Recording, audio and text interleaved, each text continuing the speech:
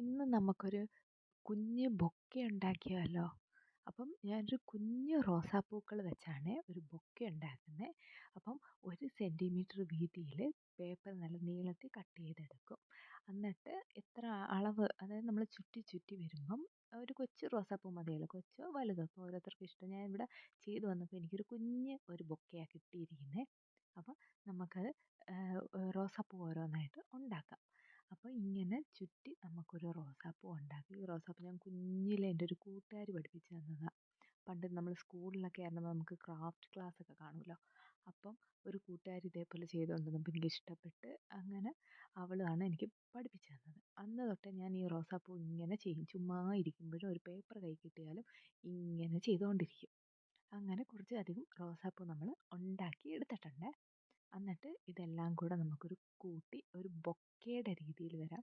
അപ്പോൾ ഒന്നെങ്കിൽ നമുക്കത് കെട്ടാം. എല്ലാം കൂടെ ഒരുമിച്ച് വെച്ച് എനിക്ക് കെട്ടാനുള്ള മടിയുണ്ട്. കെട്ടിയാൽ ചിലപ്പോൾ ശരിയാവാത്തതുകൊണ്ട് ഞാൻ സ്റ്റാപ്ലർ അടിച്ച് അതാകുമ്പോൾ അതങ്ങനെ തന്നെ ഇരുന്നോളുമല്ലോ.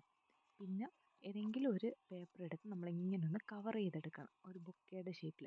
അപ്പോൾ ഞാനിവിടെ എടുത്തേക്കുന്നത് ന്യൂസ് പേപ്പറാണ്, കളർ പേപ്പർ. ഞാൻ ആദ്യമേ എടുത്തൊരു വൈറ്റ് പേപ്പറാണ്, അതൊട്ടും എൻ്റെ കൂടെ സഹകരിക്കുന്നില്ല. അങ്ങനെ ഞാൻ മാറ്റിയിട്ടാണ്. ഈ ഒരു ന്യൂസ് പേപ്പർ ആകുമ്പം കട്ടി കുറവല്ലേ, അപ്പോൾ അത് നല്ലപോലെ ഫോൾഡ് ചെയ്യാൻ പറ്റുന്നത്. അങ്ങനെ ഫോൾഡ് ചെയ്തിട്ട് നമുക്കൊരു റിബൺ വെച്ച് നമുക്ക് കെട്ടിക്കൊടുക്കുക. ഈ റിബണും ഏതോ ഒരു കല്യാണക്കാരുടെ നിന്ന് ഇപ്പോൾ പോയി പറിച്ചെടുത്തുകൊണ്ട് വന്നതാണ്. അതാണ് ഇത് മടങ്ങി ഒക്കെ ഇരിക്കുന്നത്. അപ്പോൾ അത് വെച്ച് നമുക്ക് ചെറുതായിട്ടൊന്ന് കെട്ടിക്കൊടുക്കാം. അങ്ങനെ കെട്ടിക്കൊടുത്ത് കഴിയുമ്പോൾ നമ്മുടെ ഒരു ക്യൂട്ട് ബൊക്ക റെഡിയായി കഴിഞ്ഞ്. ഇത് നിങ്ങൾക്ക് ഇഷ്ടപ്പെട്ടോ ഇല്ലേ എന്നുള്ളത് കമൻറ്റ് പറയണേ. അതേപോലെ തന്നെ ഇഷ്ടപ്പെട്ടെങ്കിൽ ലൈക്ക് ചെയ്യാനും സബ്സ്ക്രൈബ് ചെയ്യാനും മറക്കല്ലേ.